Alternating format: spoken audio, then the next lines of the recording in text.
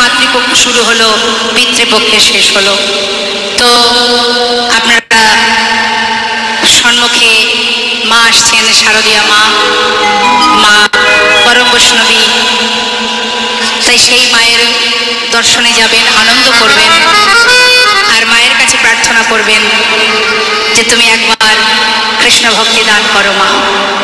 দর্শন করবেন, আনন্দ করবেন, সবাই সবাই ভালো থাকবেন, কৃষ্ণ নাম করুন, গুরু কৃপা হোক, কৃষ্ণ কৃপা হোক, মায়ের আশীর্বাদ আপনারা লাভ করুন।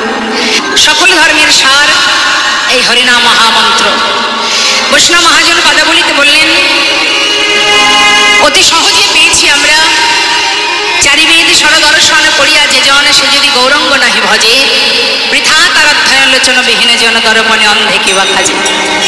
তার মানে মা, এই জগতে অনেকেই আছে, যদি একটু শাস্ত্র পড়ে তার ভেতরে অহংকার আসে, আসে কিনা? হ্যাঁ, আমি শাস্ত্র পড়েছি, শাস্ত্রে বললেন চারিবেদ সরদর্শনে পড়িয়া যে জন সে যদি গৌরঙ্গ নাহি ভজে, যদি আমার মধ্যে দীনতা না থাকে, ভগবত কৃপা লাভ করতে গেলে পাণ্ডিত্য দিয়ে লাভ করা যায় না। তার বড় প্রমাণ হচ্ছে উদ্ধব, তাই না? আর ভালোবাসতো ব্রজপ্রেম শ্রেষ্ঠ প্রেম কেন বলেছে না? ব্রজমাইরা যারা গোবিন্দকে ভালোবাসতেন তারা কি কখনো পাণ্ডিত্য দিয়ে ভালোবাসতেন না, ধন ঐশ্বর্য দিয়ে ভালোবাসতেন না, হৃদয় দিয়ে ভালোবাসতেন, প্রাণের অধিক ভালোবাসতেন, নিজের চাইতে গোবিন্দকে বেশি ভালোবাসতেন, তাই না?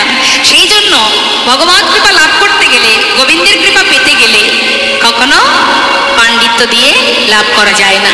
তাই এ জগতে আমরা অনেকেই আছি, একটু শাস্ত্র পড়লে আমাদের মধ্যে অহংকার এসে যায়, আমি এটা জানি, ওটা জানি, সেটা জানি, তাই না? এই অহংকার থাকলে শাস্ত্রে বলছে যে বৃথা তার অধ্যয়ন লোচন বিহীন জন। লোচন মানে মা নয়ন।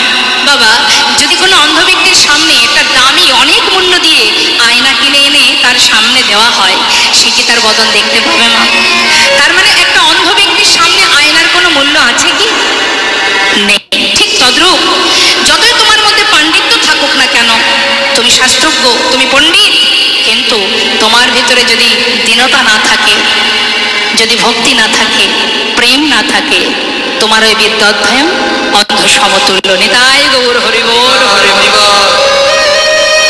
কিন্তু যদি এমনও কোনো জীব আছে যার ভিতরে বিদ্যা বুদ্ধি কিছু নেই বাবা, কিন্তু মনে প্রাণে ভালোবাসে গোবিন্দকে, এমন ভক্ত যদি থেকে থাকে, একজন মূর্খ ভক্ত গুরুর কাছে গিয়ে মন্ত্র গ্রহণ করে গুরুদেব তাকে একটা ছোট্ট শ্রীমদ্ ভাগবত গীতা দিয়েছে, ছোট, বলেছে ভক্ত প্রতিদিন শুদ্ধ বসনে স্নান করে এই গীতার একটি করে অধ্যায় পাঠ করবে। এখন মনে করুন মা, সে তো লেখাপড়া জানে না, তাই সেই গীতাকে গুরুদেবের দেওয়া সেই গীতাটি হাতে করে নিয়ে ঘরে গিয়ে নিজের ঠাকুর ঘরে সিংহাসনের উপরে রেখেছে। সে তো লেখাপড়া জানে না, তাই সেই গীতাকে গুরুদেবের দেওয়া সেই গীতাটি হাতে করে নিয়ে ঘরে গিয়ে নিজের ঠাকুর ঘরে সিংহাসনের উপরে রেখেছে।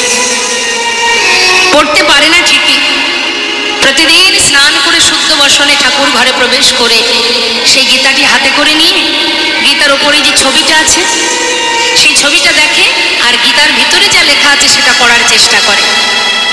এখন মা প্রতিদিন যখন এরকম চেষ্টা করতে থাকে, পাড়ার লোক তো জানে যে সে লেখাপড়া জানে না, সবাই ব্যঙ্গ করতে শুরু করে দেয়, তিরস্কার করতে শুরু করে দেয়। দেখো দেখো, লেখাপড়া জানে না, যেন মনে হচ্ছে গীতার মধ্যে যা লেখা আছে সব তার জানা হয়ে গেছে, বড় পণ্ডিত হয়ে উঠেছে। তো মাগো, প্রতিদিন সবাই ব্যঙ্গ করে, তিরস্কার করে, ঠাট্টা করে, আর সেই ভক্তটি ওই গীতার উপরে যে ছবিটা আছে, ভগবান কৃষ্ণ যিনি অনন্ত কোটি বিশ্ব ব্রহ্মাণ্ডের মালিক, তিনি বসে আছেন রথে, রথ চালাচ্ছেন, আর তার প্রিয় ভক্ত অর্জুন বসে আছে রথের উপরে। এই ছবিটা দেখে আর কাঁদে। একদিন হঠাৎ রাত্রির অন্ধকারে ঘুমের ঘরে স্বপ্ন দেখছে যে তার সঙ্গে প্রভুর কথা চলছে। কি কথা? প্রভু জিজ্ঞাসা করছে, ভক্ত তুমি প্রতিদিন গীতা পড়ার চেষ্টা করো আর ওই ছবিটা দেখে কাঁদো, কেন কাঁদো? তুমি তো কিছু গীতায় কি আছে তুমি জানো না, তুমি তো পড়োনি, পড়তে পারো না, তার মর্ম। তখন সেই ভক্তটি বলে উঠলেন, হে দয়াময়, তুমি আমায় বিদ্যা বুদ্ধি দাওনি, কিন্তু দেখবার নয়নটুকু তো দিয়েছ, যে নয়নে সব দেখা যায়।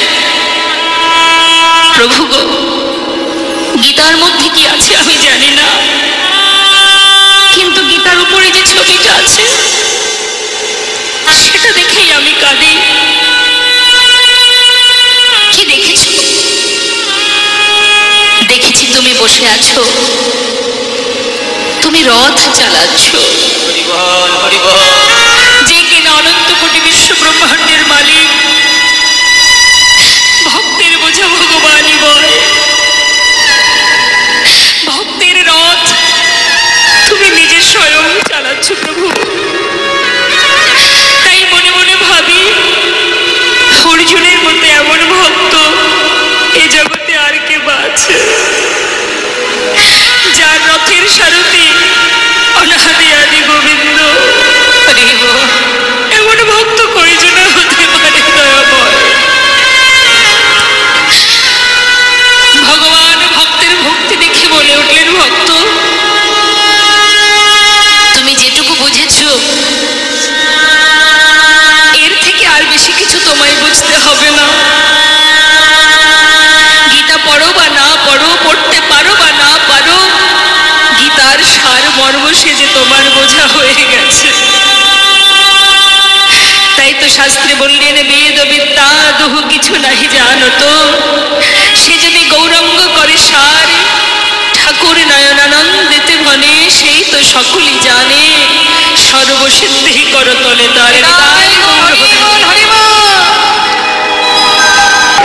বর্তমান কলিযুগের কি দুরবস্থা, আমাদের কি দুরবস্থা। বৈষ্ণবগণ পদাবলীর মাধ্যম দিয়ে জীবকে শিক্ষা দিয়েছে। আমরা আমাদের আসল স্বরূপ সত্তা ভুলে গিয়ে, কি আমাদের পরিচয়, কি আমাদের করণীয়, সব ভুলে গিয়ে এই ঘোর কলিযুগে তিমির মানে অন্ধকার, মায়ারূপ অন্ধকারে এমনভাবে আচ্ছাদিত আছি আমরা, এমনভাবে আমাদেরকে আচ্ছাদন করে রেখেছে, আমাদের আসল স্বরূপ সত্তা আমরা ভুলে গেছি। কি আমাদের করণীয় আর আমরা কি করে চলেছি কিছুই আমাদের মনে নেই।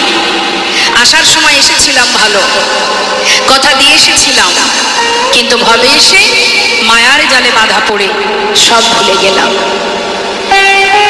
ইহ জগতের অনিত্য বস্তু, যা আজ আছে কাল থাকবে না। আমরা সবাই জানি যে এসেছি যেমন চলে যেতে হবে, কিন্তু চলে যে যাব, কোথায় যাব সেটা একবারও আমরা ভাবি না। শাস্ত্রে বললেন, আমার আমার করো বুঝিতে না পারো, আমাতে কি আছে রতন, কোন শক্তি বলে বেড়াই চুলি বলে, কিসের অভাবে হয় দেহ পতন। দেহের মাঝে আছে প্রাণের সঞ্চার, তাহাতেই বলি আমার আমার, প্রাণ গেলে হবে সবাকার, সব নেশারি স্বপন। ঘোর কলিযুগে কলিহত জীব আমরা, কিন্তু কলিযুগে যে মূল্যবান সম্পদ আমরা পেয়েছি, যেটা অন্য কোনো যুগে কেউ পায়নি, সেটা কি? হরিনাম মহামন্ত্র, যেটা জপ করলে, যদি মনে প্রাণে জপ করা যায়, যদি তুমি নিজের থেকে স্বতঃস্ফূর্তভাবে হৃদয় দিয়ে ভালোবাসতে পারো, নাম করতে পারো, নামকে ভালোবাসতে পারো, সেটা আমাদের সম্পদ। যদি হরিনাম জপ করা যায়, নামাচার্য ছিল ঠাকুর হরিদাস, যিনি 3 লক্ষ নাম করতেন, নামেই তিনি নামের আচার্য হয়েছিলেন, আর নামের গুণেই তিনি গৌর কৃপা লাভ করেছিলেন। তাহলে মা, অন্যান্য যুগে অনেক কষ্ট সাধনা ছিল, যাগ যজ্ঞ পূজা অর্চনা, কিন্তু কলিযুগে কোনো কষ্ট আছে কি? আছে কোনো কষ্ট কলিযুগে? ভগবানকে পেতে অতি সহজ উপায় হলেই কলিযুগে।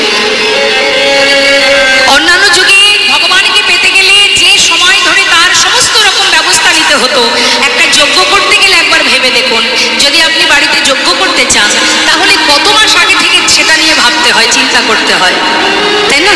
সাধনা করতে গেলে যুগ যুগ ধরে সাধনা করতে হয়, তবে ইষ্টদেবকে পাওয়া যায়। পূজা অর্চনা করতে গেলে তার কি নিয়ম আছে, সেটা কত সময়, সারাদিন তার আয়োজন করো, এটা করো, হবে। কিন্তু কলিযুগে আছে কিছু কৃত্যযদ্ধায় কৃষ্ণ কৃতায় যজ্জত মক্ষ দাপরে পরিচর্যং হলেও তদ্ধরি সংকীর্তন হরিনাম। সমস্যা কোথায়? আমাদের তো কোনো বাধা নেই, হরিনাম মুখে করো, হাতে কর্ম করো, মুখে হরিনাম জপ করো। অপবিত্র পবিত্র বা সর্ববস্থাঙ্গত পিবা যশ সারি পুণ্ডরিকাক্ষ সবার জপ ভান্তর সূচি। অর্থাৎ তুমি যখনই হরিকে স্মরণ করবে সেই মুহূর্তেই তোমার ভিতর বাহির পবিত্র হয়ে উঠবে। তার জন্য স্থানকাল পাত্রের দরকার হয় না। তাহলে এত সহজ উপায় দিয়েছে অনায়াসে ভগবত কৃপা লাভ করার, আর এত সহজ উপায় পেয়েছি বলেই বাবা আমরা হেলাই নষ্ট করলাম সবকিছু।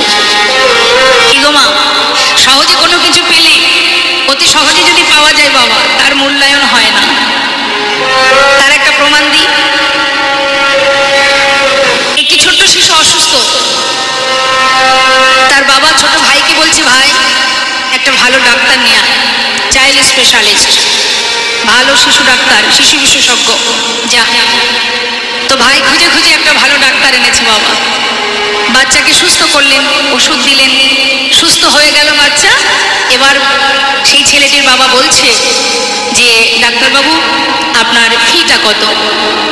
ডাক্তারবাবু বললেন আমার 100 টাকা। যেই বলেছে 100 টাকা, মনে মনে ভাবছে এত সস্তার ডাক্তার, হ্যাঁ 100 টাকা ভিজিট এখন আছে কোনো ডাক্তারের? এত সস্তার ডাক্তার, নিশ্চয়ই আমার ছেলের যে কি ওষুধ দিয়েছে সে আদৌ ভালো হবে কিনা সন্দেহ আছে।